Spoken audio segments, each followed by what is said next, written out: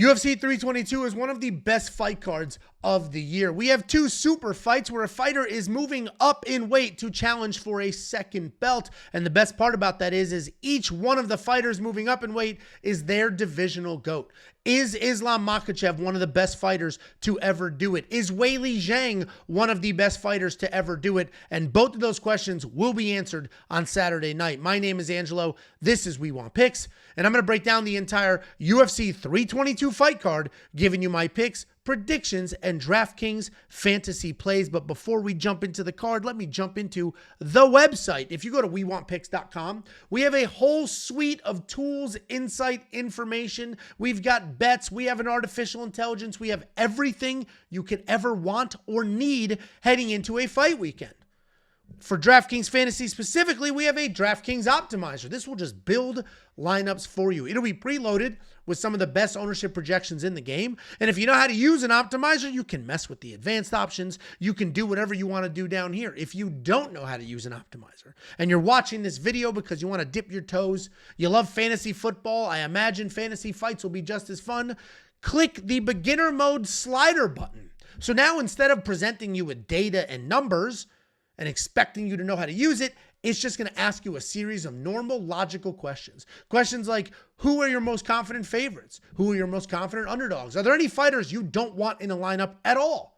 You answer those questions, it will build the lineups for you. We have another tool called the Event Simulator. The Event Simulator will simulate these fights 100,000 times and give you the outputs. It brings in historical DraftKings stats and striking stats. It brings in all sorts of information, runs the fights through the simulator, and then it spits out the projected scoring results. And from there, you can build DraftKings fantasy lineups with one click of the button, or you can use that information, use the metrics along the way, and go place some bets. If you want betting, we've got bets. If you want fantasy, we've got fantasy. If you like to do your own research, we've got it all lined up, ready to go. Every single pick, every single bet, every single tool is available in one package for $10. WeWantPicks.com, click Become a Member at the top. For $10, you get access to everything. There's no upsell. We don't separate anything. There's no tiers. There's no pro. All of it, $10, WeWantPicks.com, click Become a Member at the top. And if you sign up now, here's the 4 events that you will get the insight, the information, and the tools for. UFC 322, which is spectacular, UFC 323, UFC Qatar, and then the fight night to close out the year. Go to the website, unlock all of it. I promise you, you'll be in a much better spot with this information than without. WeWantPicks.com, click Become a Member at the top. Let's go ahead and break this card down. I've been saying for a while that this is one of the best fight cards of the year. It did just take a little bit of a hit, but it is still a very good card. Malcolm Wellmaker has a brand new opponent, so let's go ahead and talk about that. It is such a new matchup. They don't even have his opponent's pricing in here just yet. Malcolm Wellmaker will be taking on Ethyn Ewing. Let's start on the Wellmaker side, and then we'll go to the Ewing side. Wellmaker, as we all know, fast, powerful, hits hard. He's a great counter striker. If you go watch his regional tape, he does have some wrestling as well. He can be taken down, but he has some offensive wrestling. Wellmaker's just been absolutely sleeping people. He smoked that human punching bag, Chris Motino, at $9,800. His UFC debut, he was $8,400, which is the same price point he's at now, and he scored 102 points. He has a brand new opponent. He was supposed to fight Cody Haddon. Cody Haddon's an aggressive wrestler. Cody Haddon is a very good grappler, and we've seen him scrap. That was going to be a competitive fight, and I know for a fact Cody Haddon was a lot of people's favorite underdog on this card. The beauty of DraftKings is that once they establish a fighter's price point, it stays there. So Malcolm Wellmaker's $8,400 in what was a competitive matchup. Now he has a short notice, literally 3 days, short notice opponent who's stepping up, and he's still going to be $8,400. The odds have come out. Betting-wise, he's a minus 600 favorite, a 6-1 favorite, essentially. If we're going to talk about his opponent, DraftKings doesn't have his pricing yet. They don't have his picture up yet. I don't know when that'll come out, but I want to get this video out, so we're going to talk about that fight. You're just going to be looking at Malcolm Wellmaker when we do it. He's taking on Ethyn Ewing. He spells it like a psychopath, E-T-H-Y-N-G. Ewing. I mentioned he's stepping up on 3 days' notice, but he should be in decent shape because he just fought last week. He knocked somebody clean unconscious 7 days ago to win a regional belt at a regional promotion. He's a powerful striker. He likes to walk you down. He closes distance. He fires off combinations. He does a really good job leaving the pocket if you start to engage with him. He does a lot of feints and level changes as well. He's not a wrestler. He is a striker, but he's striking like this, and he's bobbing, he's ducking, and it gets you worried about what is about to happen. He has just forward, endless pressure. He continues to move forward. He throws, you throw back, he steps out. And that all works really well for him. His takedown defense is not very good, but he does work up pretty well, and he stays safe. He doesn't freeze up when takedowns are coming his way. We've seen a lot of fighters who are primarily strikers, a couple of takedowns in the mix, and now they're afraid to throw strikes. That's not him. He just continues to fire away, continues to look for finishes. There's a clip floating around. You've probably seen it, and if you don't, you will, of him last week knocking out his opponent. And people are like, oh, he just knocked it. Watch that whole fight. It really was. I thought he was losing that fight. Obviously, it was a first-round knockout, but it was the end of the first round, and things didn't seem to be going well for him because his endless pressure got taken away when he got held against the cage. He got taken down a few times. I think Malcolm Wellmaker wins this fight. Ethyn is so early in his career, it's hard to know exactly what we're going to get. He's a much better striker than Cody Haddon is, but he's not nearly the wrestler that Cody Haddon is. So I think Malcolm Wellmaker, full camp, prepared for a tough guy, is going to knock this kid's head off. I think $8,400 is a gift from the heavens. What I do recommend, though, is go to the website and use the tools. Wait till tonight. And if you're watching on Saturday, don't wait that long. If you're watching on Friday, wait till tonight, 6 p.m. Eastern. Everything should be updated. We have ownership projections, everything loaded into the tools. Use that information because what you want to do is build the best possible lineup you could build mathematically. You also want to separate yourself from the pack a little bit, and that's what the optimizer will do. It'll build a mathematically solid lineup. It'll also create some division so you can separate yourself from the pack and hopefully rise to the top. Wellmaker is the pick. Wellmaker will be in my lineup. Kind of a hit to the card because that was a really competitive, fun fight, but we should at least start this whole thing off with a bang. Another new addition, depending on when you checked out DraftKings last, is the Matheus Viacheslav Borshchev fight. They added this about a week ago. This is a fun fight. We got Matheus Camilo. He's an aggressive guy. He can strike. He can grapple. He's got decent power. He's got plenty of cardio. He likes to plot forward. He'll let his hands fly, but ultimately, he's going to shoot some takedowns and get this to the ground. On the ground, this guy chases finishes. He does not care. He will chase finishes no matter what. And you'll see here, he lost to Gabe Green. He got subbed. He must not be good. No, watch that fight. He was literally chasing a finish. He was in a dominant position. He was doing well, chased a finish, fell off, put himself into harm's way. But Matheus Camilo, an aggressive grappler, an aggressive striker. He looks for finishes at all costs. He's taking on Viacheslav Borshchev. This is kind of I'm not going to say a busted prospect because I don't know how good of a prospect he actually was, but credential-wise, he was supposed to be this big deal. Team Alpha Male striking coach, former professional kickboxer. We saw a couple of fights where the takedown defense was there. The Dakota Bush fight, his welcoming to the UFC was impressive. He smoked Dakota Bush. Then he got a couple of wrestlers. DeCasey took him down. Davis beats him. He beats Makhachev. And then it's like, oh, as long as he gets a striker, he should win. Sadikov took him to hell and back. Chase Hooper dropped him, then subbed him. You're going to see the sub. He dropped him first. He beats a human punching bag, and he's just on a skid. He's showing up for a paycheck. Viacheslav Borshchev, despite being a high-level striker, is not that guy anymore. He just isn't. I think Matheus Camilo takes him down. I think Matheus Camilo probably finds a finish here. Matheus Camilo's stepping up on short notice. He was supposed to fight a little while ago. That fight was canceled. Let's just assume he's in good shape. Let's assume he can push a grappling game plan. And if he can, not only does he win this fight, he's going to be in my lineup. I don't think there's much value in Viacheslav at 7,500. I will have Matheus Camilo in my lineup at his price tag because I think he's going to score really well. We've got Baisangur Susurkaev. I will never get that name correct. I didn't get it correct before. I'm not going to get it correct now, and I will not get it correct in the future. He can go on to be the greatest fighter that has ever existed. He can go on to win a world championship, and I will not get his name correct. And he is taking on McConico. This is a setup fight. This fight is here for this guy with the ridiculous name to get a beautiful win, have another highlight under his belt, and go ahead and build up a new star. That's what this is for. And that's exactly what's going to happen here. He is $9,800. He was 96 in his last fight. He scored those points. I assume there'll be more of the same. He's a dangerous striker. He'll jump, he'll spin, he'll land. He has no problem with short turnarounds. He fought on 4 days' notice. He fought on a Tuesday, turned right back around, fought on a Saturday, and this is the Saturday we win, you see here. And this was against Eric Nolan. This wasn't against nobody. This was a good win in this fight. He's taking on Eric McConico. Eric McConico, not great. He's a regional guy. I would say he's more of a grappler than a striker. He is kind of comfortable striking, but ultimately he wants to close distance, grind fights to the ground. He's okay. He just beat Cody Brundage. I don't think that decision should have been his. He's not recorded or he's not credited with a knockdown. He kind of had a knockdown in this fight. Right off the rip, Cody Brundage came forward. Eric buzzed him, had Cody a little rocked, and then Cody sort of went into panic mode. But from that point forward, it felt like Cody was winning the fight. They gave the decision to Eric. By no means was it a spectacular performance. He's just not that good. He can be knocked out. We saw it in the Ruziboyev fight. We saw him struggle with Cody Brundage at times. I think Baisangur, Susurkaev, that dude knocks his head off, scores a ton of points. Then we're going to jump into Fatima Kline and Angela Hill. This is another interesting fight because I know the hype around Fatima Kline. People love her. People think she's going to be amazing. Let's highlight these wins very quickly.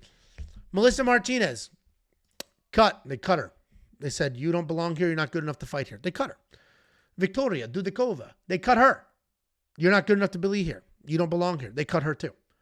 So I'm looking at a woman at a $9,500 price tag who does have 2 wins in the UFC, but not against anybody who is even currently employed in the UFC. Fatima Kline is a good grappler. Fatima Kline has that lurchy, awkward, long style striking, and it's worked for her. She knocked Melissa Martinez out with a beautiful head kick. But Fatima Kline also has dog shit takedowns. And the dog shit takedowns could catch up to her in this fight because she's taking on Angela Hill. Angela Hill, if I run through this resume, what you're not here see is 2 names that don't work for the UFC anymore. That's not what we have here.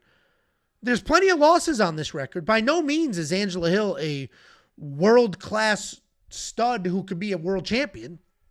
She's well past her prime. She's almost 40 years. Actually, she is 40 years old, but she's still fast. She's still clean. She has a wealth of experience, a wealth of knowledge. She's hard to take down. Like Angela Hill is a tough night out for anybody. And if we run through this resume of fighting every single top woman on the planet, it's hard for me to sit here and say, yes, spend all that money on Fatima Kline, who has bad takedowns.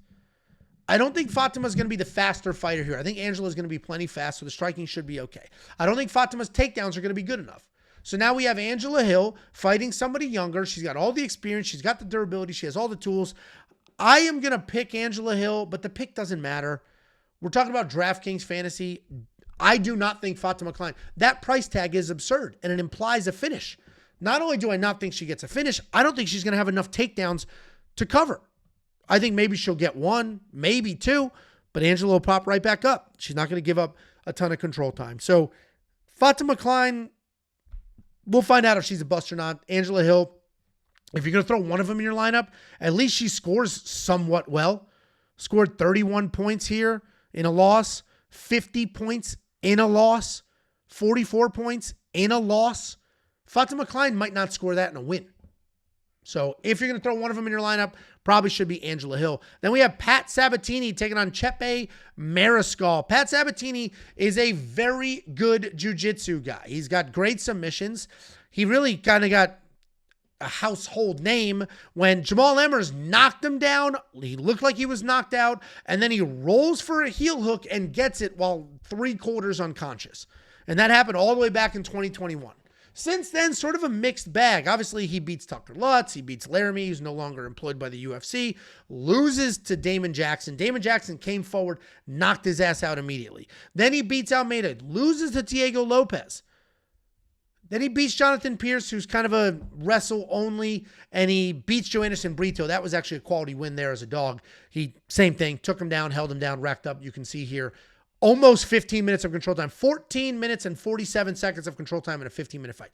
Pat Sabatini can wrestle. The striking is there. It's not very good, but it's technical. It's there. He's not really surprising anybody with what a great striker he is, but he can use it. It exists. The losses are quality. The Damon Jackson loss was more of a flash knockout. Diego Lopez went on to fight for a title, and it looks like he's going to fight for another one. But this is an interesting fight because Chepe Mariscal was the favorite. He is now the dog. He's full-blown the dog right now. A lot of money came in on Pat Sabatini. Not a suspicious amount, FBI. Just normal line movement money. And I'm surprised. Because, first of all, this is a rematch. Chepe won the first fight. I don't care. I only mention it because if I don't, you people will go bananas making sure I mention it. I don't care. That fight was 7 years ago. I don't care about a rematch from 7 years ago. Things change. It's been 7 years. So I don't care that they have fought before. What I do care about is Chepe Mariscal is a high-level collegiate wrestler. Chepe Mariscal also is a BJJ black belt. Chepe Mariscal also has solid striking. He's got dog in him. He's got cardio. He's got no quit. He has looked very good in the UFC up until now. Obviously, he's not very dangerous. This TKO is because he broke Jack Jenkins' arm on a throw. But the reality is Chepe Mariscal gets after it. He gets after it.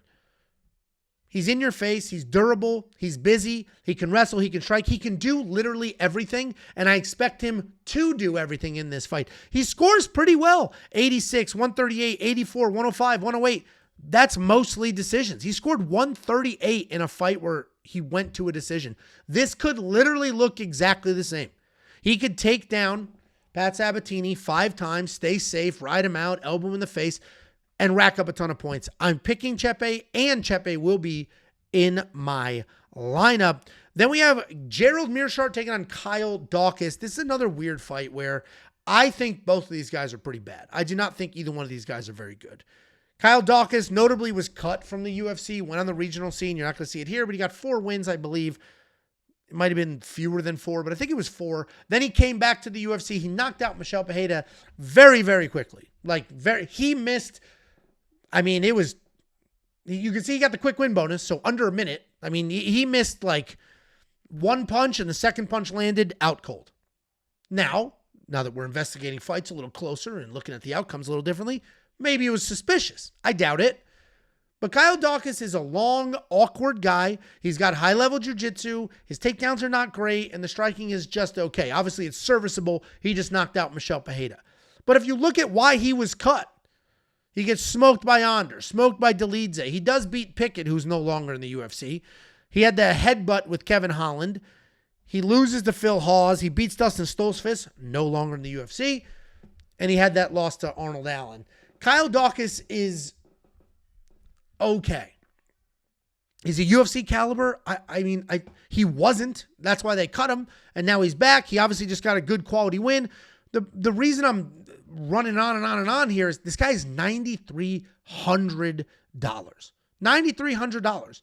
Far above and beyond any price tag he has ever been before. And he is fighting Gerald Meerschaert. Now, I can already see the GM3 by sub comments loading up every video I do this week. I can see it. I understand. He's a likable guy. He can find submissions. But the reality is he also is a bit chinny. He can be broken. He can be taken down. He can be ridden out. His takedowns are not very good. He has random power every now and then, but nothing like, I think Gerald Meerschaert's best days are behind him, unfortunately. And I think we're in a situation where, Gerald Meerschaert is just not who people want him to be. People want him to be like, oh, you're on the ground with him? He's going to sub you. Alechachuk knocks him out on the feet. Tavares stays safe, not a care in the world. DeRitter, before we knew he was a stool quitter, ends up rolling around on the ground with him, making something happen. Obviously, Gerald Meerschaert had the win over Shabazian. Edmund Shabazian beat the shit out of Gerald, got tired, took him down, which was a bad idea, and then he got subbed. Brian Barberena, no longer in the UFC. Petrosky, I'm surprised he didn't knock him out. Pfeiffer actually did. Jotko, no longer here. These are not good wins. These are not great losses. Gerald Meerschaert is very good at jiu-jitsu, but I think he's a little beat up. He's a little used up. By no means is he a quitter, but I don't know if he even has the juice left to go out there and go to war. I'm going to take Kyle Daukaus here. The reason he is that price tag is because when Gerald Meerschaert loses, for the most part, you can find a finish. I am going to fade Kyle at that price tag, though. A, I don't think he's very good, and B, he's not wildly dangerous. He knocked out Michel Pereira, but this is actively going through a divorce, Michel Pereira. Then we have Erin Blanchfield, Tracy Cortez in the featured prelim of the evening. Actually, no, this isn't the featured prelim. The Rodrigues fight is. Or the Bonico fight. Damn, we got a lot of fights on this card. Erin Blanchfield is somebody that everybody thought was the future of this division. And they got to that conclusion. Oh, she beat Alpar, whoever the hell that is. She beat Miranda Maverick, who can wrestle offensively but not defensively. She beat JJ Aldrich, Molly McCann, Jessica Andrade. Then finally loses to Manon Farrow. And she beats Rose Namajunas. That's her best win. And she was supposed to fight just, 3 months ago? But that fight got canceled because her opponent had a seizure in the locker room. May or may not be related to the fake chesticles. Erin Blanchfield's a good fighter. She's gritty. She's tough. She's durable. She is basically, and I don't want to make this comparison like linear, but she's got a lot of similarities to Mackenzie Dern because she's all dog. Erin Blanchfield will not quit. If you go watch that Manon Farrow fight, she was getting blasted. And she didn't quit. She kept trying takedowns. She kept moving forward. Just took her beating while continuing to try and win that fight. She's got very good jiu-jitsu. She can be dangerous on the ground. Good wrestling. Good old-fashioned tenacity. And when I say good wrestling, I mean okay wrestling. The shots aren't perfect, but just the relentless forward pressure can be enough at times. She's taking on Tracy Cortez. While these two women could not look any more different, they basically want to do the same thing, though. They want to get the fight to the ground, but they want to be in control. I don't care how good your jiu-jitsu is. Off of your back in a fist fight is not the same as on a jiu-jitsu mat. You're getting elbowed in the face. You have to worry about way too many things to take your time setting up a triangle or a sweep. Tracy Cortez is the far better wrestler of the two. She's got very good actual clean takedowns. She will shoot through you. She will get to the ground. She will control. She will work for positions. And you can see that here. She has multiple takedowns in every single fight for the most part. She didn't have any in the Jasmine fight, and that's just because her striking looks so good.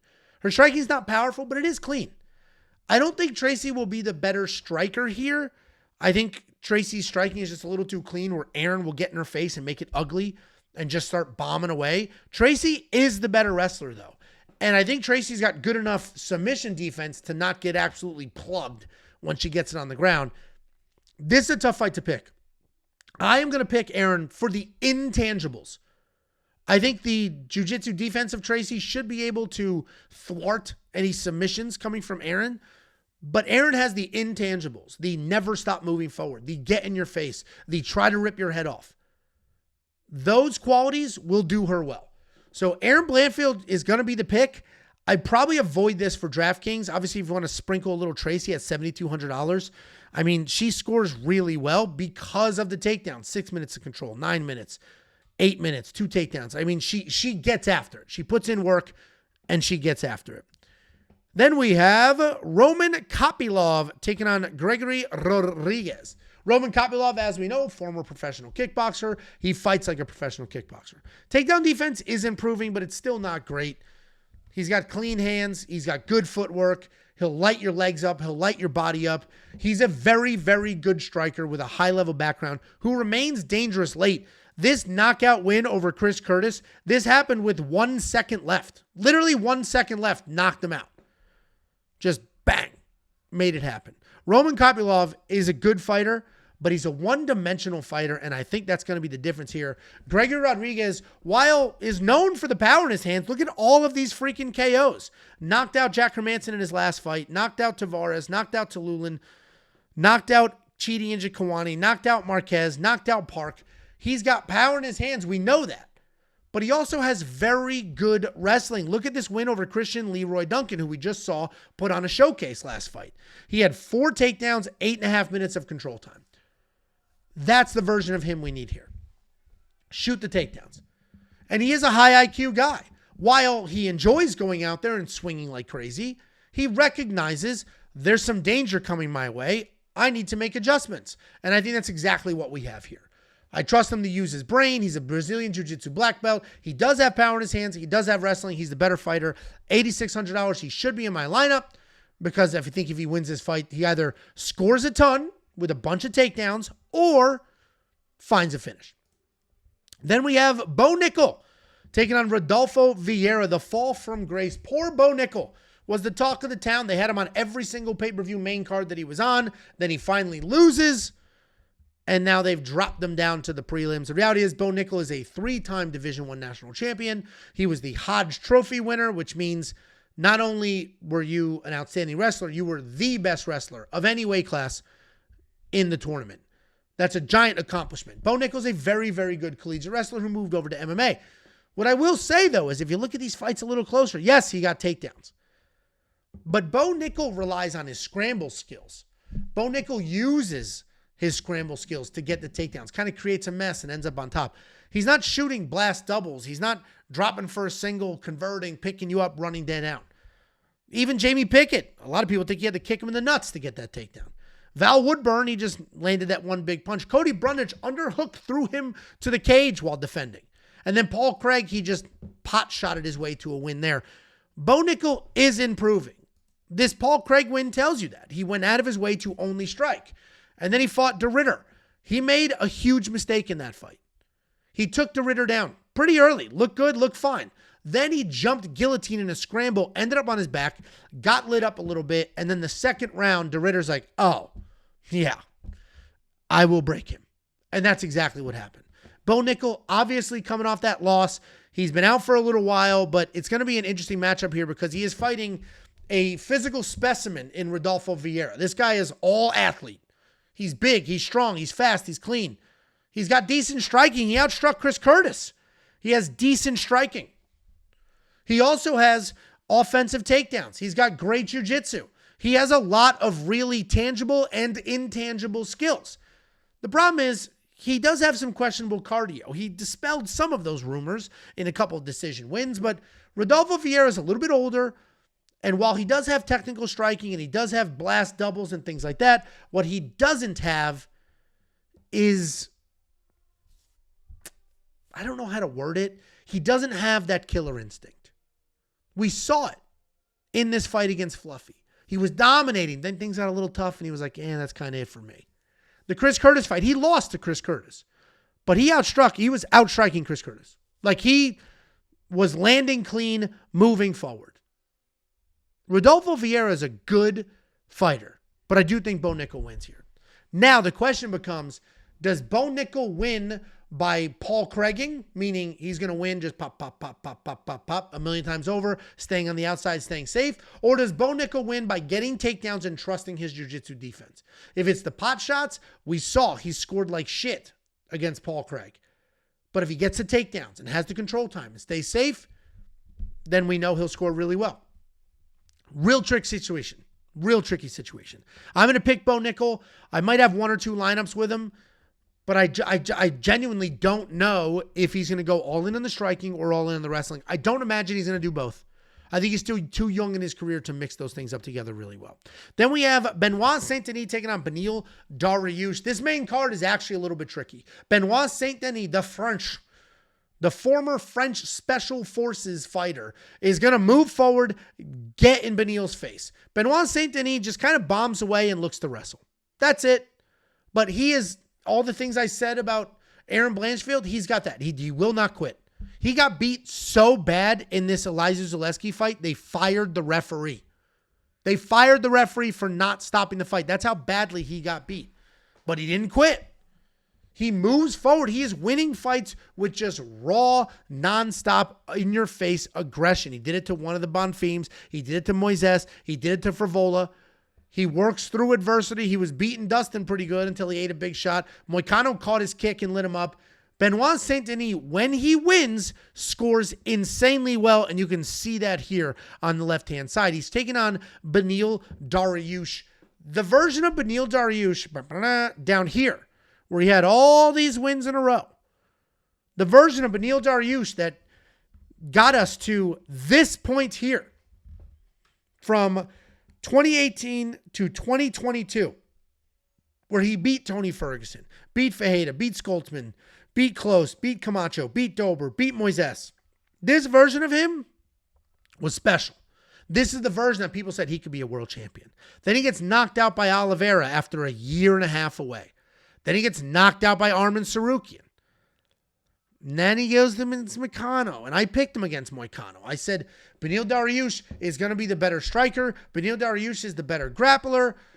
Moicano's out there doing 30 different podcasts, trying to be more of a personality than he's trying to be an actual fighter. I picked Beneil. I bet on Beneil. I was happy Beneil won. I was not surprised, except for the fact that Beneil looked sloppy and kind of shitty. I have said this in multiple videos. Beneil Dariush is the best scrambler we have ever seen in the UFC. Go watch this Gamrot fight. The takedowns Gamrot would shoot, and Beneil's ability to out-scramble and create a mess and end up on top was just insanely impressive. It was next-level impressive. We've seen power from him. But like I said, in that last fight against Moicano, we've also seen him be sloppy as hell. And I am worried that he's just a little older. He's kind of phoning it in at this point. Once he got 2 losses in a row, it's like, I'll never work towards a title. Let me just show up, make a couple of bucks, get a couple of fights in, and see what happens. And I think that's where he's at. So if we get the less skilled, I think Beneil's the far better fighter than Benoit Saint-Denis, but we get the less skilled guy who is just like a dog with a bone, who's going to move forward at all costs, grinding, that guy probably wins. So I am going to pick Benoit Saint-Denis, but I'll be rooting for Beneil Dariush, and I think Beneil's the actual better fighter. Then we have Sean Brady.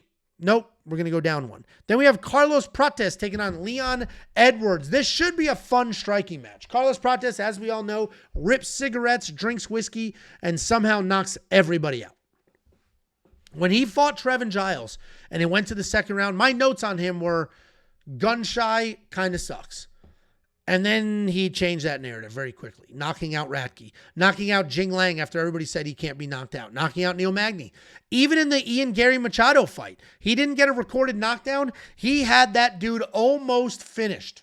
If he had this much more cardio in the 5th round, he would have finished that fight. Straight up would have finished that fight. He wasn't able to do it, but then he bounces back, dusts his shoulders off 4 months later, beats Jeff Neal with an incredible knockout.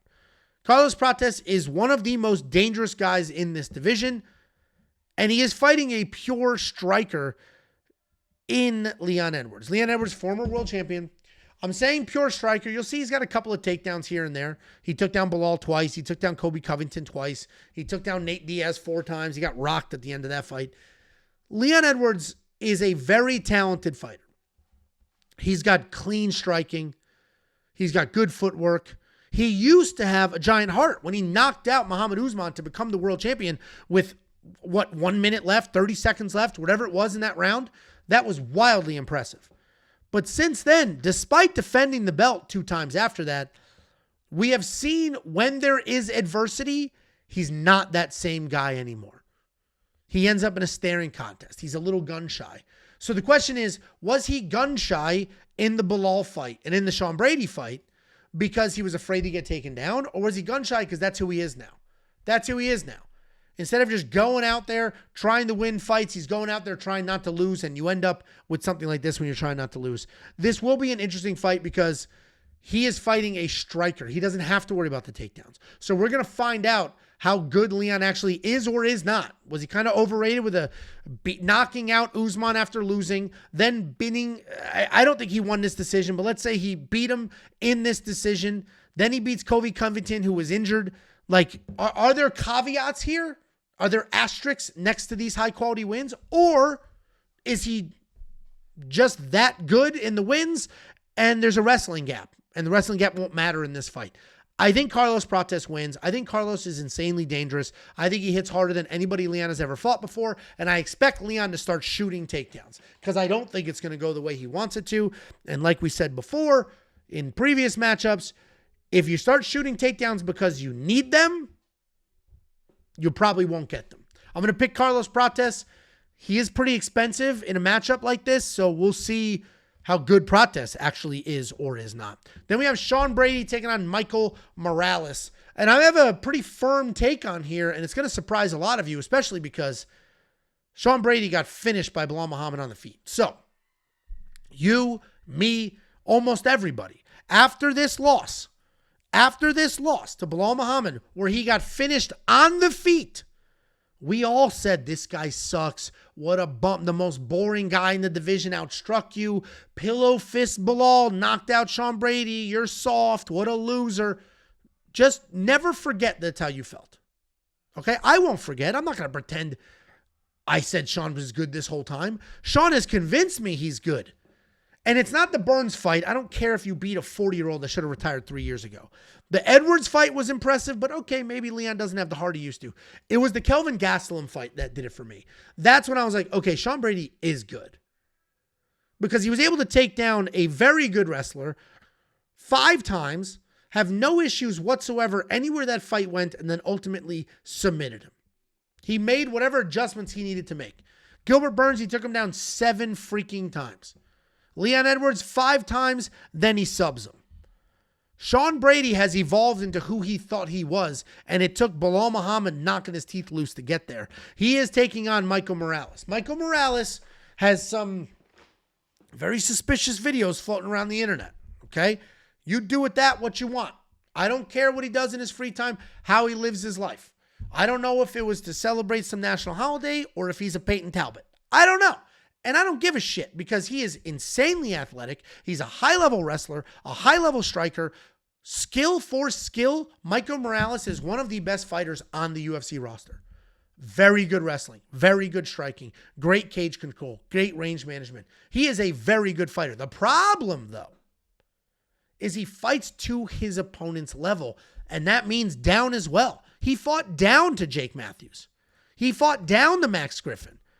Obviously, he finishes Neil Magny, who's old. He finishes Gilbert Burns, who's old. I'm trying to find the win that was like, yes, this guy is that guy. The only time he fought 2 tough dudes, he went to a decision. And a 40-year-old Gilbert Burns is not tough. Michael Morales, I do think, gets taken down in this fight over and over and over. And if things don't go his way early, I don't suspect that they'll go his way late. We have not seen him get taken down and ridden out. We haven't really seen it. Trevin Giles had a little bit of success there, but obviously that fight didn't go very long. So I do think Sean Brady wins this fight, and I think he does so pretty convincingly.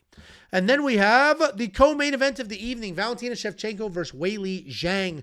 This line is flipped. Weili was the favorite. She's now the dog. Valentina's the favorite. And I get it, right? If you're gonna do the slight game of she's a tiny bit bigger, and she's obviously very good. So give her a slight edge. I get it. She is the champ at the higher weight. What should happen is when you move up in weight, you lose. Like, that's literally what should happen. You shouldn't be able to be the champ and then beat the champ in the weight class above you. Then that makes weight classes pointless. That's what you should not be able to beat the best in the world at the weight class above you. And the odds kind of reflect that. But the reality is Valentina Shevchenko is very good. Of course she's good. She's one of the best to ever do it. In this weight class, she is the best. She obviously had the back and forth with Grasso. She lost the first fight that she was dominating. The second fight, the only reason she lost is because of the point deduction. And the third fight, she actually won because she turned into a Nurmagomedov. She just went to war with Maiden Ferro, and a thank God well-timed takedown and knockdown is what got her that decision because that was a very, very close fight. Valentina Shevchenko is good. Valentina Shevchenko is very good. Now, I don't know if she's going to try to strike here or try to out-wrestle Weili, but I do know that Valentina Shevchenko is not an easy fight for anybody, and Weili has a tough night ahead of her.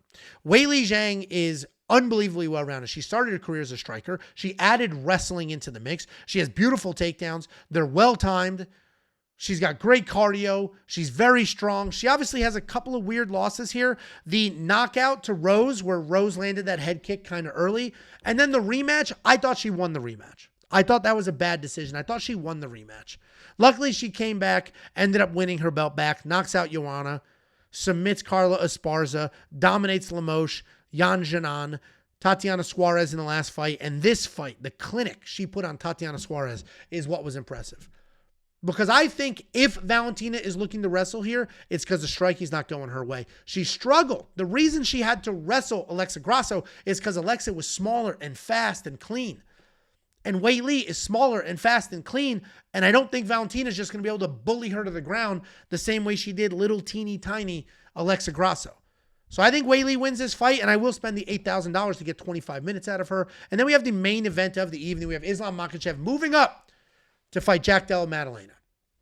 I imagine you already have your mind made up on this fight. Islam's either one of the best to ever do it. He can take down anybody, and he's got the best ground control in the game. If he takes you down, you're going absolutely nowhere. You'll probably get submitted.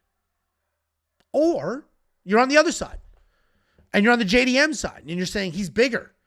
He's a big 170-pounder. He's a true 170-pounder. He's got great hands. He's got great takedown defense. He's got great scramble skills. He is not somebody you're just going to take down and hold down. I imagine you've already made up your mind. I personally am going to be on the Islam side. I have seen Islam go to war. I have seen Islam in a really tough fight. Twice. The Dustin Poirier fight was really tough. The first Alexander Volkanovski fight was really tough. So I know he can dig deep. I know he has it in him. So I am going to pick Islam here. But I am not anticipating this is an easy fight. I do think we have a lot of back and forth. But I'm always going to side with the person who can dictate where this fight goes. And unlike Jalton Almeida and unlike some others, when Islam gets you down, he does work. Whether he's setting up submissions, whether he's striking, he's doing something. He's not just camping out doing nothing. But obviously, if JDM can defend a few takedowns, let his hand go, not going to be a great look on that side. But I'm going to pick Islam Makhachev. I think this is much closer. I think these pricing should both be in the 8s. I do not think we should have a considerable favorite in this matchup. I think it's a lot closer than people are giving him credit for. Guys, that is the breakdown. Do me a favor, check out the website. Check out the optimizer. Check out the event simulator. Check it all out for these 4 fight cards. We have so much to offer on the way. It's only $10. What do you have to lose? It's $10. Every pick, every bet, every tool. There is no upsell. There's no weird tiers. The only tiering system we have is discounts for longevity. A year is $100. Lifetime, $300. So you're saving some money by extending your membership, but the reality is it's $10 an entire month. Here's the 4 fight cards you'll get. You will round out 2025. And I am very excited to get to 2026. Normally, as it starts to wind down and we approach the holidays, I'm like, oh man, I want fights every Saturday forever. But now I'm excited because I want to see what the UFC on Paramount looks like. What are the graphics going to be? What else are they going to change up? Is the cage going to look different? Are we going to have a different commentating crew? Are we going to do different backstage stuff? What is that going to look like? I was here. I've been here since day one. I've seen every event ever when it aired, starting in the 90s. So I saw the move to ESPN and what that brought. I saw the evolution in the ESPN era. Now I'm looking forward to seeing what the free fights on CBS look like, what Paramount looks like. I'm looking forward to this card. I'm looking forward to the rest of the year. Thank you so much for being here, and good luck this weekend.